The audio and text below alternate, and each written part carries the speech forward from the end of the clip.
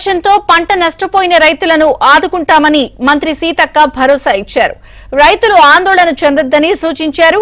ప్రతి రైతుకు నష్టపరిహారం అందిస్తామన్నారు. భూభారతి చట్టం రైతుల జీవితాల్లో వెలుగులు నింపుతోంది అంటున్న మంత్రి సీతక్కతో మా ప్రతినిధి నవీన్ ఫేస్ టు ఫేస్.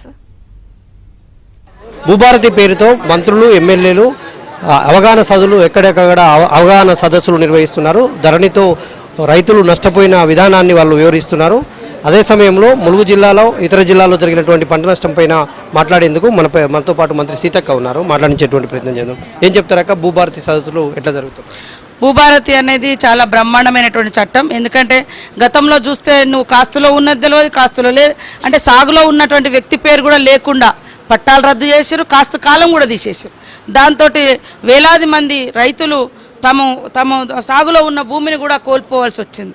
అట్లాంటి అంశాలు ఏమున్నా కూడా మండల స్థాయిలో అప్లికేషన్స్ పెట్టుకోవచ్చు. మండల ఎంఆర్ఓ గారి స్థాయిలో పరిష్కారం అవుతుంది, ఆర్డీఓ స్థాయిలో పరిష్కారం, సబ్ కలెక్టర్ గారు, తర్వాత కలెక్టర్ దాకా, అక్కడ కూడా కాకుండా సీసీఎల్ వరకు ఇట్లా స్టెప్ బై స్టెప్ ఇచ్చడం. కానీ గతంలో చూస్తే కలెక్టర్ కూడా ఎలాంటి అధికారం లేదు. కేవలం సీసీఎల్లో పెట్టుకొని రాత్రికి రాత్రి తమకు నచ్చినటువంటి వాళ్ళు, మీరు మొన్న చూసారు వెంకటాపురంలో అప్పటిదాకా ఒక రైతు పేరు ఉండింది, కానీ మళ్ళీ 4 రోజులకు చూస్తే ఆయన పేరు లేదు, వేరే పేరు వచ్చింది. కానీ మోక మీద ఈ రోజు వరకు కూడా అదే రైతున్నారు. ఇట్లాంటివి చాలా జరిగినాయి. అలాంటి అన్నీ కూడా తీసేసి ఒరిజినల్గా ఎవరి భూమి అయితే ఉందో వాళ్ళకే చెందే విధంగా ఈ యొక్క భూభారతి చట్టాన్ని మనం తీసుకురావడం జరిగింది. ఎక్కడ కూడా అధికారులు కూడా ఇంప్లిమెంటేషన్ కూడా చాలా ఇంపార్టెంట్.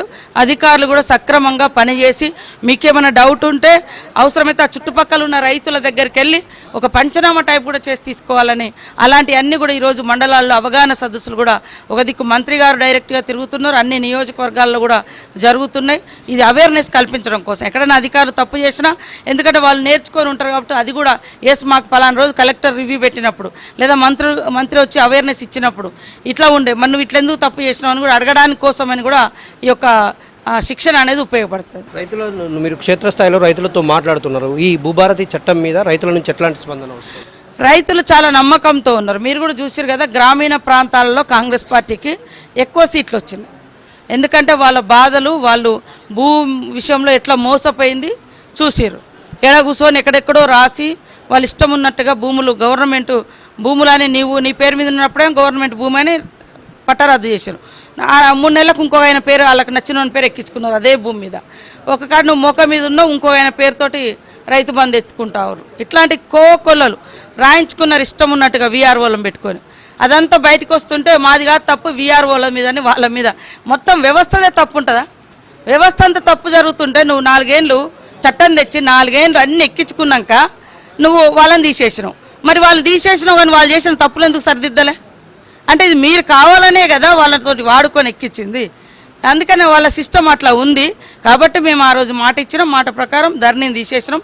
దాన్ని తట్టుకోలేకపోతున్నారు, కన్నీళ్ళు పెట్టుకుంటున్నారు, వేరే వేరే పేర్ల మీద సెంటిమెంట్లు క్రియేట్ చేస్తున్నారు, అడ్డగింతలు చేస్తున్నారు, ఏదేదో చేస్తున్నారు. ఎందుకంటే వాళ్ళు ఆక్రమించుకున్న భూములు హైదరాబాద్ చుట్టుపక్కల సిటీ ఇక్కడ అక్కడ వాళ్ళ నాయకులు ఆక్రమించుకున్న భూములు ఇప్పుడు భూభారత్తో పోతాయి. వాస్తవాలు బయటకు వస్తాయి. వాస్తవంగా సాగులో ఉన్న బిడ్డలకు హక్కులు వస్తాయి.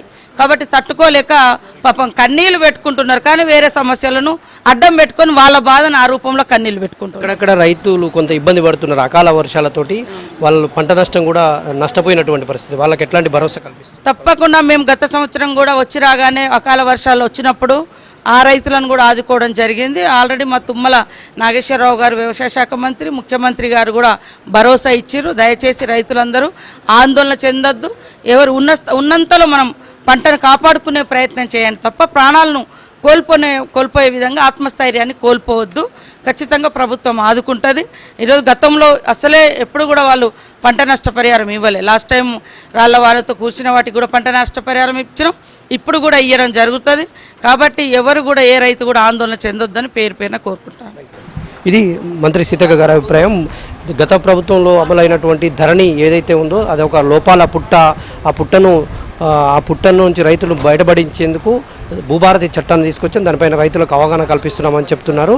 అదేవిధంగా రైతులు కూడా అకాల వర్షాలకు నష్టపోయినటువంటి రైతులు కూడా ఎలాంటి ఆందోళన చెందవద్దు, వాళ్ళకి నష్టపరిహారం కట్టిస్తామని మంత్రి సీతక్క భరోసా ఇస్తున్నారు. వీడియో జర్నలిస్ట్ జగదీష్తో నవీన్, ఏబిఎన్ ఆంధ్రజ్యోతి, వరంగల్.